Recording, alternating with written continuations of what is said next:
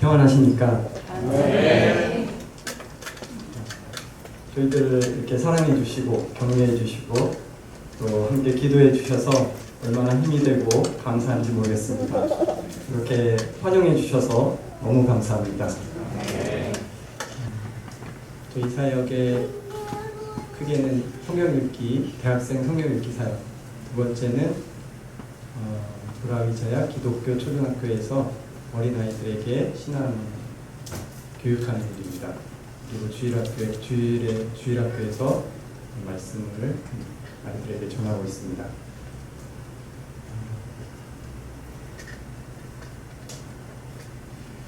오늘 저희 선교에 대한 자세한 내용은 혹시 나중에 함께 나누는 게 좋겠습니다.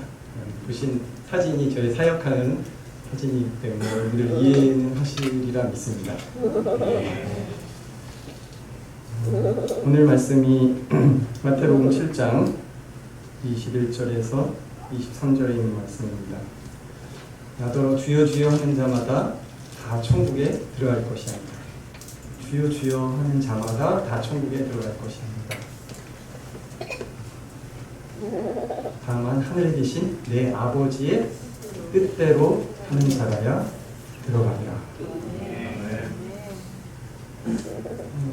하늘에 계신 내 아버지의 뜻, 우리가 이거에 아주 중요한 초점이 있습니다.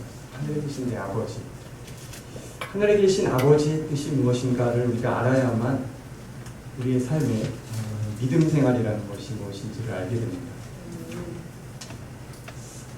여러분들은 하늘에 계신 아버지의 뜻이 무엇인지 그것을 위해서 기도를 하실 것입니다. 주님의 뜻이 무엇입니까? 주님의 뜻을 알고 싶습니다. 그 뜻을 알기 위해서 우리가 많이 기도했을 것입니다. 그 하나님의 뜻은 굉장히 광범위합니다. 우리의 삶의 모든 영역, 하나님이 창조한 모든 창조 세계에 하나님의 뜻이 담겨 있습니다. 하나님의 뜻이 그 안에 하나님이 일하고 계십니다. 그래서 우리의 지극히 작은 일, 우리 지극히 작은 영역, 우리 몸속에 수많은 세포들이 있지 않습니까? 그 세포들이 활동하고 있는데 아주 독립적으로 자기 일을 하고 있습니다. 마치 수많은 인간들이 각자 자기 의지를 가지고 독립적으로 일하는 것 같습니다.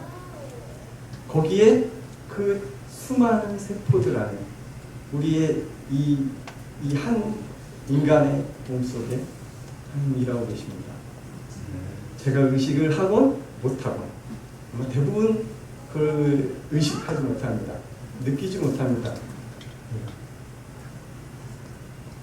그 아주 작은 영역, 그리고 보이지 않는 저 우주 끝까지 무한히 넓은 세계, 우주 안에 하나님께서 일하고 계십니다. 하나님의 이 일하심이 미치지 않는 곳이었습니다. 그런데 우리는 하나님께서 하시는 그 일들을 다 모릅니다. 하나님께서 무엇을 뜻하시고 행하고 계시는지 우리는 모릅니다. 그래서 하나님께서 모세를 통해서 이스라엘 백성들에게 이런 말씀을 하십니다. 이 성경이 있으신가요? 네. 신명기 29장 29절입니다. 신명기 29장 29절.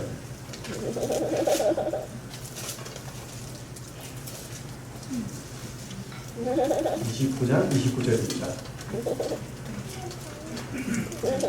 감추어진 일은 우리 하나님 여호와께 속하였거니와 나타난 일은 영원히 우리와 우리 자손에게 속하였나니 이는 우리에게 이 율법의 모든 말씀을 행하게 하심이니라. 이게 감추어진 일이 있고 나타난 일이 있습니다.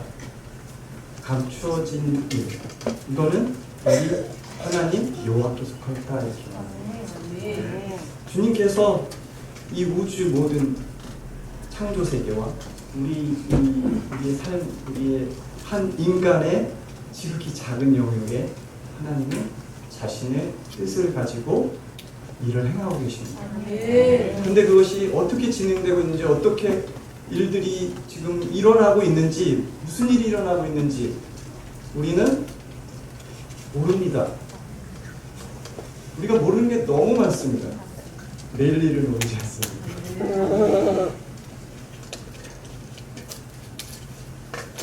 우리는 정말 한 치 앞으로 눈앞에 무슨 일이 있을지 우리는 모릅니다.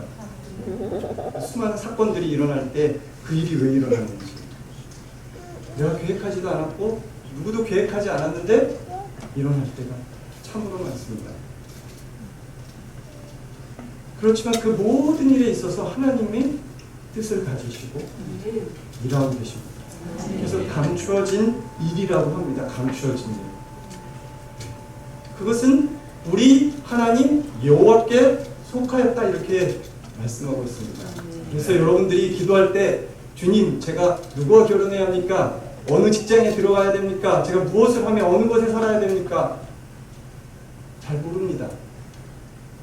하나님 감춰놓으셨기 때문에. 근데 지나고 나면 하나님께서 이렇게 일을 하셨구나, 하나님께서 이렇게 인도하셨구나 라는 것을 지난 후에 알게 됩니다. 다는 모르지만 부분적으로 알게 됩니다. 이것이 하나님의 특별한 일입니다. 감추어 놓으신 일입니다. 알고 싶어도 모릅니다. 그러나 하나님께서는 나타난 일, 이 나타난 일을 우리에게 주셨습니다. 보여진 일입니다. 우리에게 알려주신 것입니다. 무엇입니까? 여기 보면 율법의 모든 말씀이라고 합니다. 이 율법의 모든 말씀을 우리에게 보여주셨고 알려주셨고 나타내셨습니다. 우리가 모른다라고 할 수 없게 하셨습니다.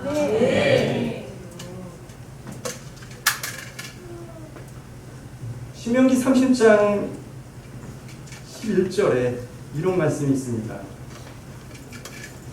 신명기 30장 11절, 내가 오늘 네게 명한 이 명령은 내게 어려운 것도 아니요 먼 것도 아니라 하늘에 있는 것이 아니니 내가 이르기를 누가 우리를 위하여 하늘에 올라가 그의 명령을 우리에게로 가져와서 우리에게 들려 행하게 하려 할 것이 아니요 이것이 바다 밖에 있는 것이 아니니 내가 이르기를 누가 우리를 위하여 바다를 건너가서 그의 명령을 우리에게로 가지고 와서 우리에게 들려 행하게 하려 할 것도 아니라 오직 그 말씀이 내게 매우 가까워서 내 입에 있으며 내 마음에 있은즉 내가 이를 행할 수 있느니라. 하나님께서 우리에게 나타내신 일, 하나님의 뜻 가운데 나타내신 일이 바로 이 율법의 모든 말씀입니다. 그것은 멀리 있는 것이 아닙니다. 하늘 위에 올라가서 찾아야 될 일이 아닙니다. 우리의 마음에 있고 우리의 입술에 있다라고 말씀하십니다. 이건 단지 그리스도인들에게만 있는 것이 아니라 예수를 믿지 않는 모든 사람에게도 이 율법이 있습니다. 사람의 양심에 하나님의 율법을 새겨 놓으셨습니다. 예수를 믿지 않는 사람들도 내 부모를 공경하라라는 말씀, 그래야죠. 마음속에 있습니다. 살인하지 말라, 간음하지 말라, 도적질하지 말라, 거짓 증거하지 말라, 내 이웃의 것을 탐하지 말라. 이거요, 예수 믿지 않는 사람들도 다 가지고 있습니다. 그 사람들도 그 양심에 새겨진 법에 따라서 그렇게 해야 된다는 것을 알게 하셨습니다. 하나님께서 누구에게나 모든 사람에게 보편적으로 이 율법의 모든 말씀을 마음속에 새겨 놓으셨습니다. 그래서 그렇게 살게 하셨습니다.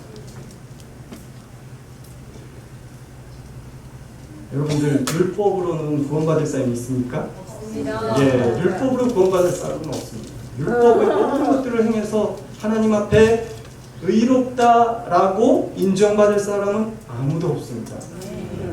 그러나 우리가 율법으로 구원받지 못합니다. 율법의 행위로 구원받지 못합니다. 율법의 행위로 구원받지 못합니다. 그러나 우리는 율법에 의하여 심판을 받습니다. 네. 율법을 따라서 심판받습니다. 오늘 마태복음 7장 23절에 하나님의 뜻대로 행하지 않은 그 사람들 어떤 사람들입니까? 하늘에 계신 내 아버지의 뜻을 행하지 않은 사람들이 누구입니까? 불법을 행한 자들입니다. 불법. 하나님의 법대로 살지 않은 사람들을 향해서 하늘에 계신 내 아버지의 뜻대로 행하지 않았다. 그렇게 예수님께서 그들을 책망하시고 나더러 주여 주여 하는 자마다 다 천국에 들어갈 것이 아니다라고 말씀하시는 것입니다. 여러분들, 내가 주님의 이름을 부르고 주님의 이름으로 무엇을 하고 무엇을 했습니다. 그러나 불법을 향한 그 삶으로 주님 앞에서 섰을 때 주님께서 뭐라고 말씀하시겠습니까? 주님의 이름은 불렀지만 불법을 행하여 살았다면 주님께서는 불법을 행한 자들아, 내가 너희를 도무지 알지 못하니 내게서 떠나라, 이렇게 말씀하시지 않겠습니까? 주님께서 심판의 내용은 율법을 가지고 심판하십니다. 율법을 가지고. 제가 인도네시아에 있으면서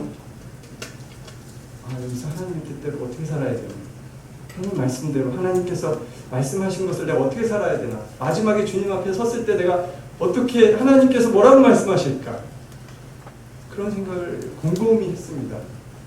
하나님 앞에 섰을 때 주님께서 뭐라고 말씀하실까. 그래서 성경에 그 심판에 뭐라고 기록되어 있는지 그 내용들을 한번 좀 곰곰이 생각해 보았습니다. 생각하면서 마태복음 25장 31절 이하로 나와 있는 주님께서 심판하시는 내용이 좀 더 자세하게 기록되어 있습니다. 마태복음 25장 31절 이하의 내용입니다. 마태복음 25장 31절.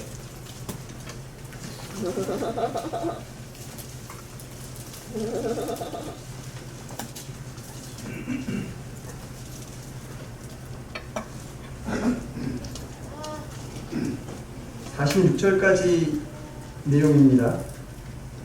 마태복음 25장 31절. 인자가 자기 영광으로 모든 천사와 함께 올 때 자기 영광의 보좌에 앉으리니 모든 민족을 그 앞에 모으고 각각 구분하기를 목자가 양과 염소를 구분하는 것 같이 하여 양은 그 오른편에 염소는 왼편에 두리라.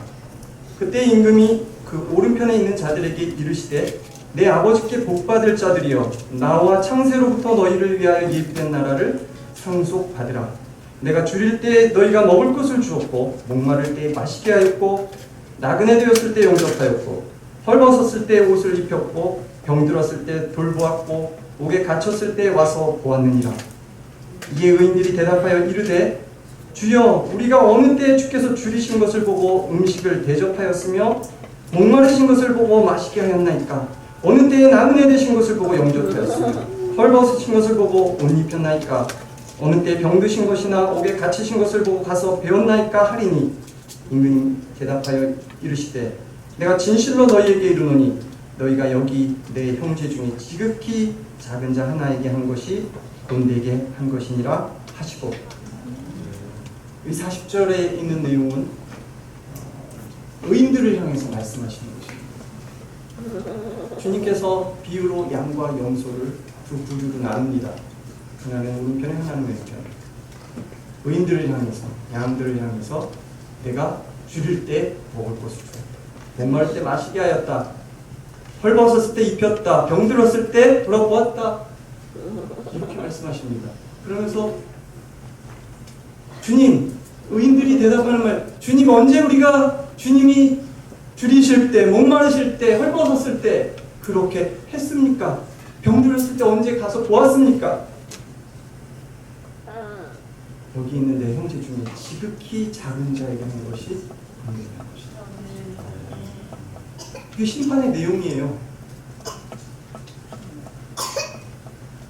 이게 무슨 내용입니까? 이게 무엇입니까?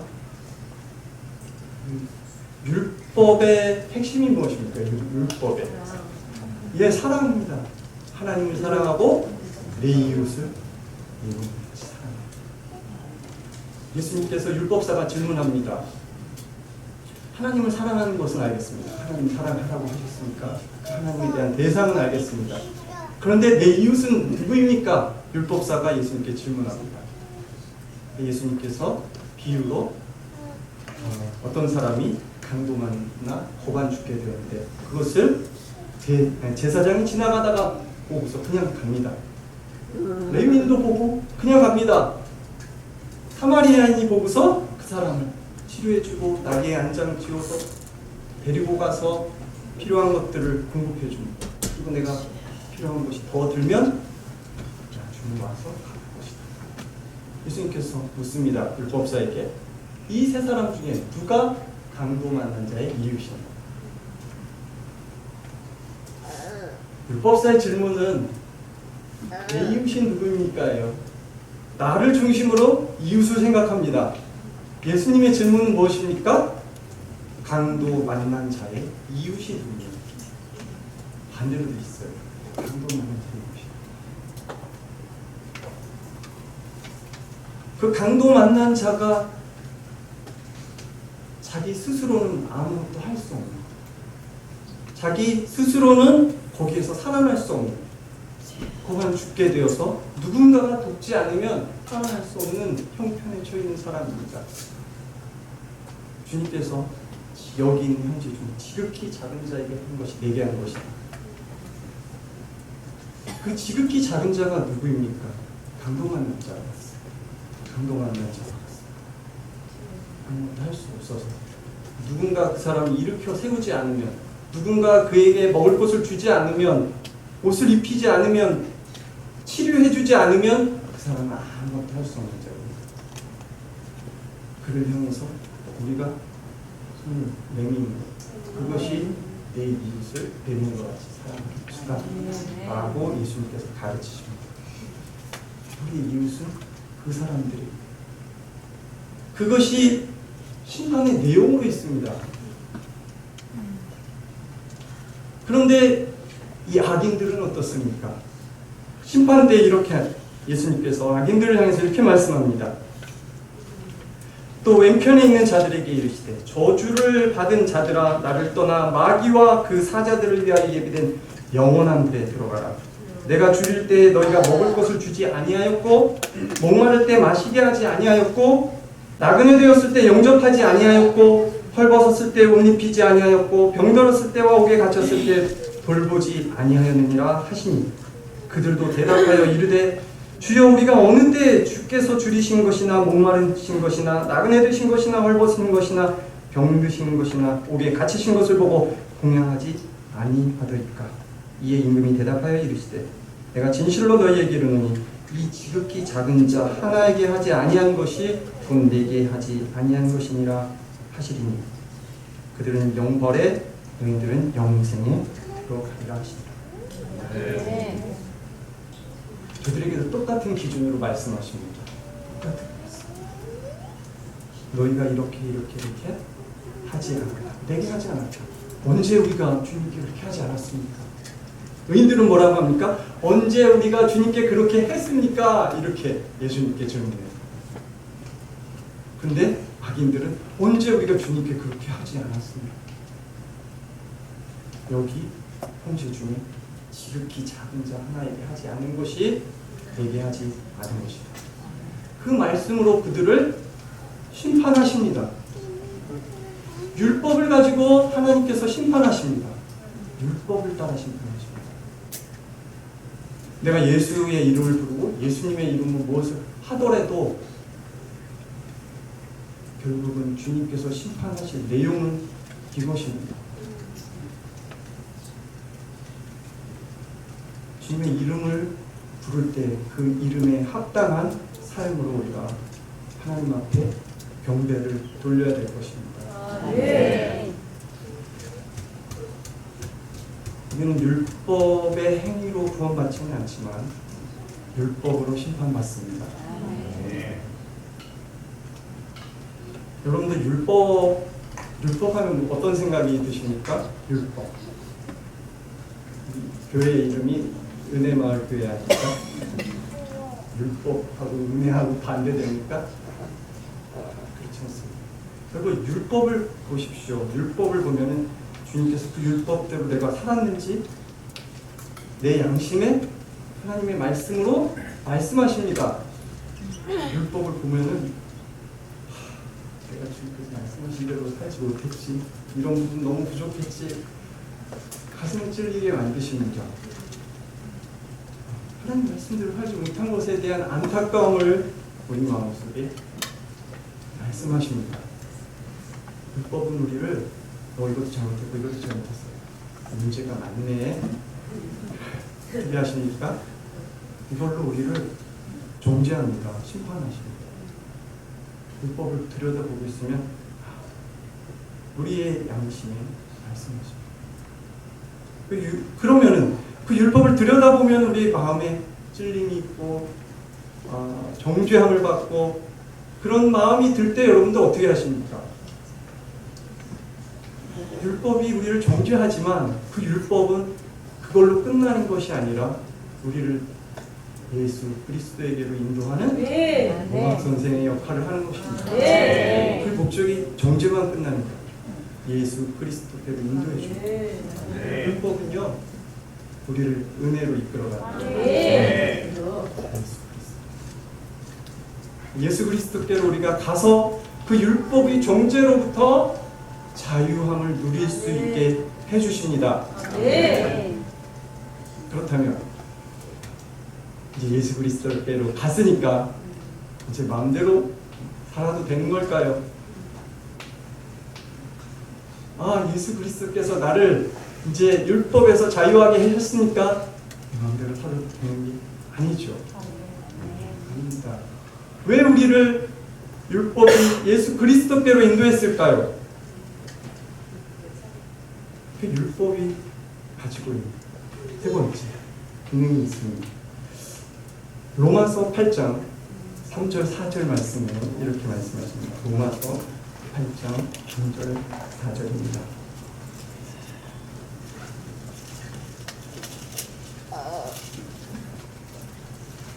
로마서 8장 3절 4절입니다. 율법이 육신으로 말미암아 연약하여 할 수 없는 그것을 하나님은 사시나니 곧 죄로 말미암아 자기 아들을 죄 있는 육신의 모양으로 보내어 육신의 죄를 정하사 육신을 따르지 않고 그 영을 따라 행하는 우리에게 율법의 요구가 이루어지게 하려 하십니다. 지금 율법으로 말미암아 우리가 정죄를 받지 않고 예수 그리스도 안에서 율법으로부터 자유를 얻었지만 예수 그리스도 안에서 우리에게 요구하시는 그 율법의 요구가 이제 폐지된 것이 아니라 그 율법의 요구를 이루려고 하십니다. 율법은요 폐지될 수가 없어요. 율법의 그 제도는 없어졌습니다. 소, 양, 염소 이런 거 잡아서 피 흘리는 거, 이거는요 그냥 상징적으로 비유적으로 예수 그리스도를 보여주는 것이, 예수 그리스도께서 단번에 그 모든 것들을 다 끝내셨습니다. 그래서 그 율법은 하나님의 뜻이고 하나님 말씀이기 때문에 결코 1.1획도 율법의 1.1획도 땅에 떨어지지 않습니다. 반드시 하나님께서 그 율법대로 우리에게 심판하십니다. 그냥 없어진 게 아닙니다. 그게 기준입니다. 율법의 요구를 이루시는 율법 따라 살도록 우리를 만드시는 것입니다. 예수님께서 율법을 완성하신 것처럼, 예수님께서 하나님의 법을 완전히 지키신 것처럼 우리에게도 동일하게 그 율법의 요구를 이루시는 것입니다. 예수님처럼 예수님 닮는 그 길로 우리를 이끌어 가시는 것입니다. 그 율법은 우리를 은혜로 인도합니다. 율법은 우리를 복음으로 인도합니다. 율법과 이게 복음, 율법과 은혜는요 동전의 양면처럼 같이 붙어 있습니다. 네, 율법을 딱 들여다 보면은 거기 안에 은혜가 있습니다. 은혜를 쫙 들여다 보면 하나님의 요구인 율법이 있습니다.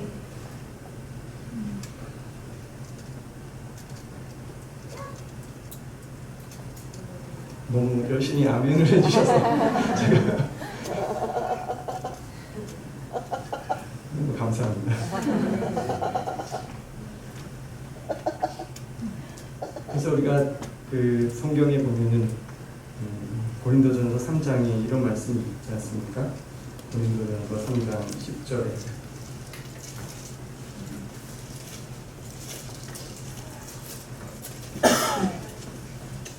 내게 주신 하나님의 율법을 내게 주신 하나님의 은혜를 따라 내가 지혜로운 건축자와 같이 토를 닦아두며 다른 이가 그 위에 세우나 그러나 각각 어떻게 그 위에 세울까를 조심할지니라. 이 닦아둔 것 외에 능히 다른 터를 닦아줄 자가 없으니 이 터는 곧 예수 그리스도라.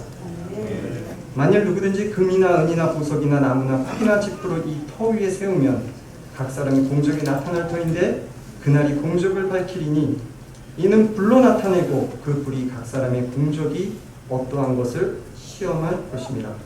만일 누구든지 그 위에 세운 공적이 그대로 있으면 상을 받고 누구든지 그 공적이 불타면 해를 받으리니 그러나 자신은 구원을 받되 불 가운데서 받은 것 같으리라.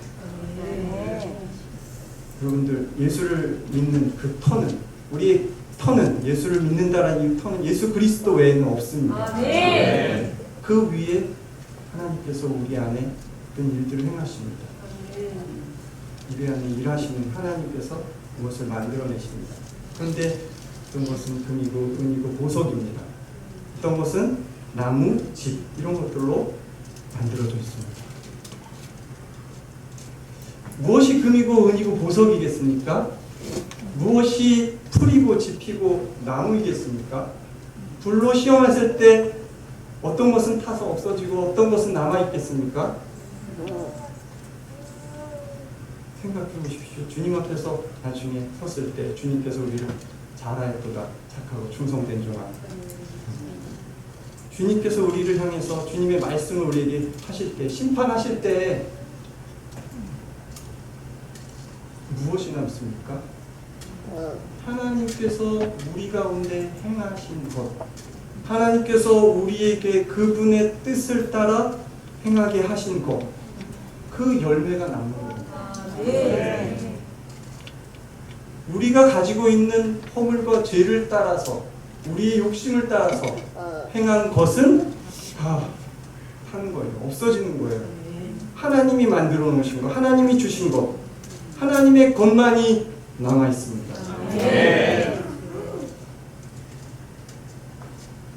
그것이 우리의 열매입니다.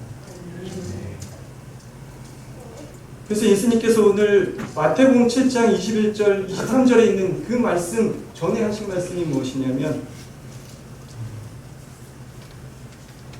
양의 탈을 쓴 이리들을 상가하는 양의 탈을 쓴.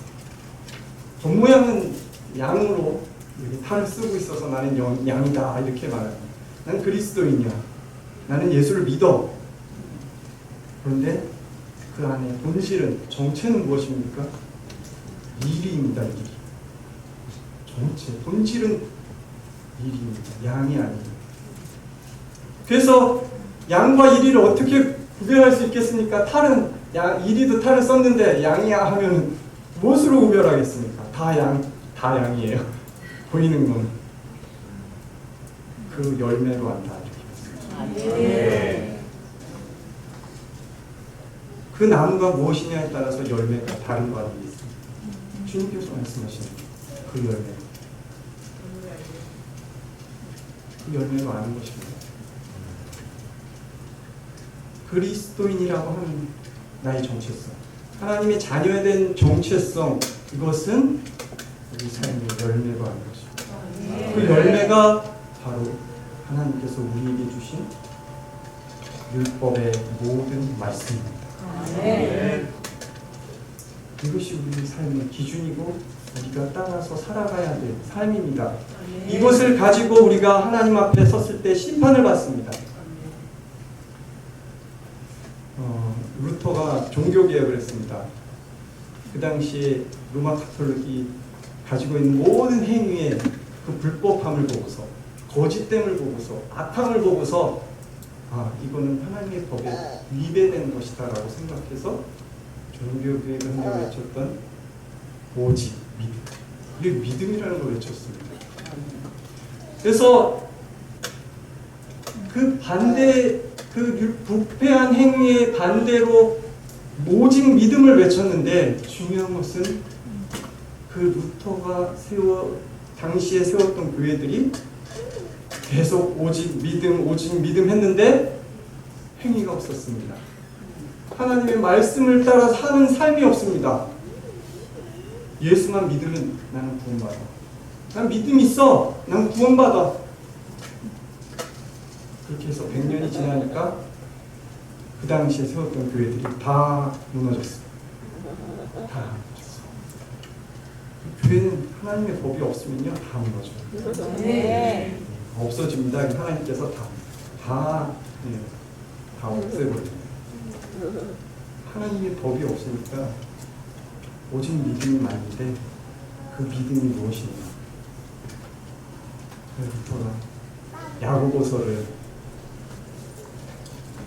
강조를 안 했어요.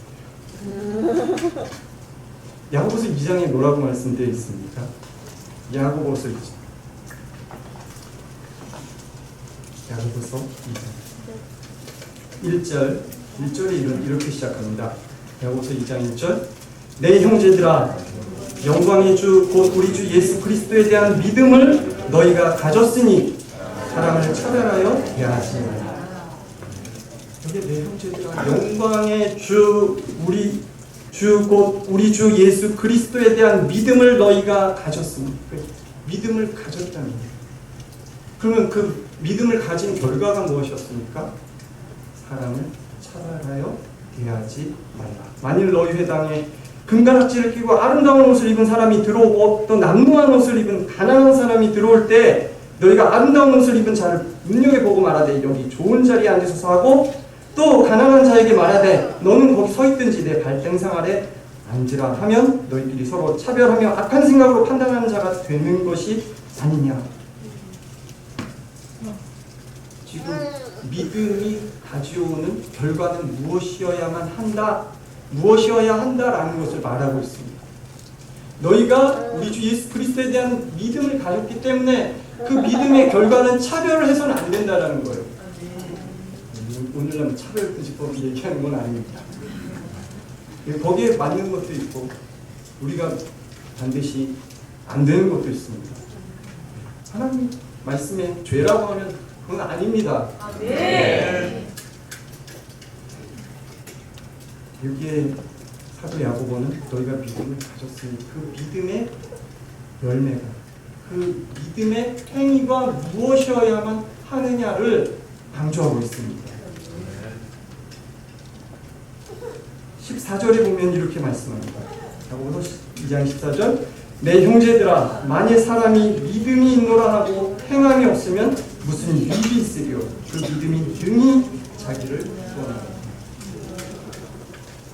내가 믿음이 있는데 그 믿음이 하나님의 법을 따라 살지 않으면, 그 하나님의 말씀을 내가 저버리고 난 믿음이 있어, 대사님 레위, 난 믿음이 있어, 난 그건 다르지. 그리고 그 하나님의 말씀을 법에 맞는 삶이 없으면 그 믿음이 너희를 구원하겠느냐. 그 믿음이 너희를 구원하겠느냐. 내가 말하고 있는 그 믿음은, 너희가 말하고 있는 그 믿음은 너희를 구원할 수 없는 믿음이라는 거예요. 구원할 수 없는 믿음이에요. 나 믿음 있어, 나 예수 믿어, 나 천국 가. 그런데 주님의 말씀을 저버리고 하나님의 말씀대로 살지 않고 애써 부인하고, 그러면 그거는 구원 받을 수 없다. 무섭지 않습니까? 예수님께서 마지막 날에 그렇게 말씀하시는 거예요. 나더러 주여 주여 하는 자마다 다 천국에 들어갈 것이 아니다. 하늘에 계신 내 아버지의 뜻대로 행하는 자라야 들어가리라. 네. 얼마나 놀라운 말씀입니까? 네. 불법을 행하는 자들아, 내가 너희를 도무지 알지 못하니 내게서 떠나라, 이렇게 말씀하시지 않습니까? 네. 얼마나 놀랍습니까? 주님께서 그렇게 말씀하시고 불법을 행하는 내가 예수님 이름으로 뭘 하고 어떻게 살았는데 불법을 행하고 살았다. 주님께서 마지막에 나는 너를 도무지 모른다라고 말씀하신다. 이보다 더 큰 불행이 어디 있겠습니까? 내가 열심히 내가 살았는데 주님 앞에 섰을 때 불법을 행했다라는 그 말로 우리가 심판을 받는다면, 여러분 삶에 있어서 여러 가지 어려운 일이 많지 않습니까? 시험도 많고, 소리 실패도 하고, 낙담도 하고, 또 잘못도 하고, 그럴 수 있고, 죄도 지을 수 있습니다.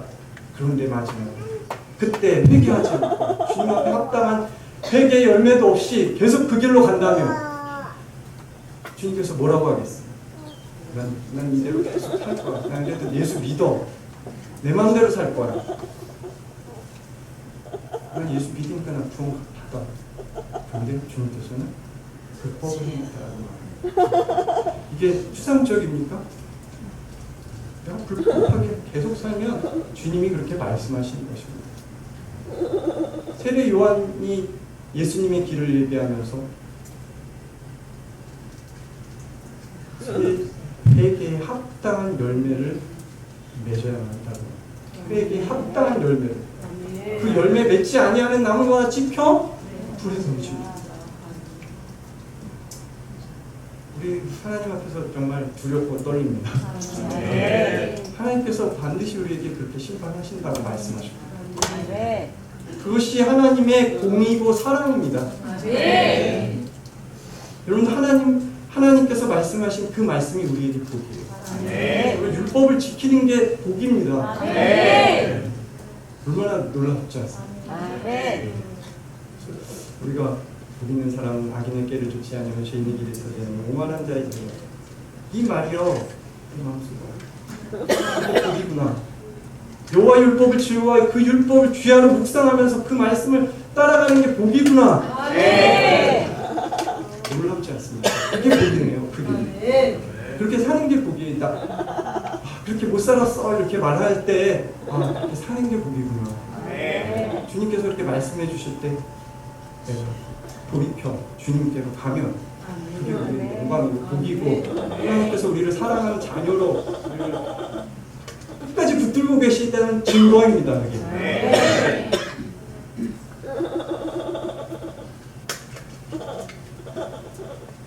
정말 이 야고보를 통해서 우리가 듣는 말씀이 이것입니다.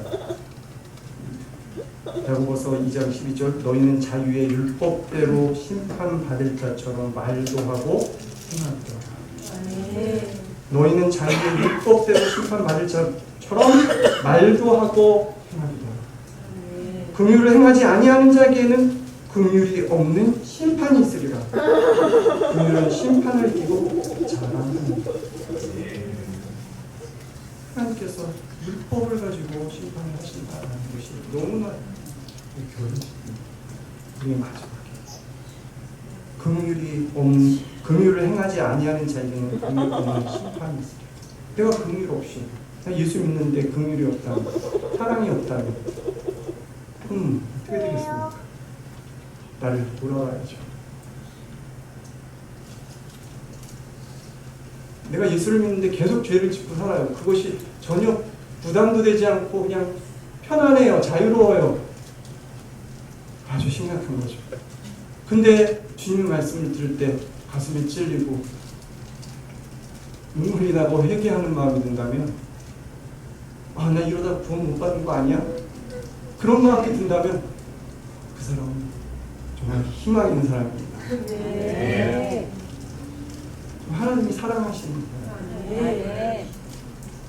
우리가 베드로를 알고 있지 않습니까? 하나님 사랑합니다. 주님께서 사랑하십니다. 주님의 말씀은 다시 돌아오는 게 우리 영광이 우리 자녀됨입니다.